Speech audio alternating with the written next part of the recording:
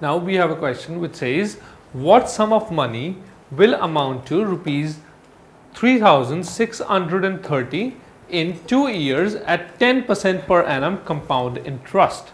Now here, if we are not given that the interest is compounded half yearly or quarterly or full yearly, by default we take that the interest is compounded yearly. So we have to calculate the principal, that is the sum of money, which will return into the amount. Amount is given, that is 3,630. Rate of interest is given and the time period is also given. So we have A equal to P into 1 plus R by 100 raised to power n. Now amount A is equal to 3630.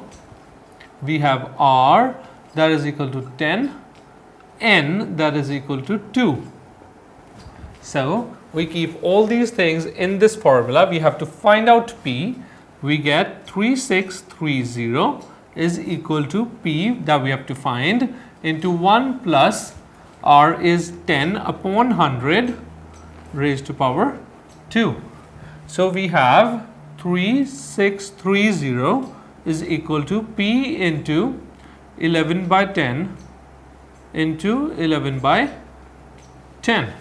So we have to calculate P now. P is equal to 3630 into 10 by 11 into 10 by 11. We take both of these to this side, with which we get P equal to rupees 3,000. Solving this, you will get the principal equal to rupees 3,000. So on a principal of rupees 3,000 at a rate of 10% per annum in 2 years, the amount will come out to be equal to rupees 3630.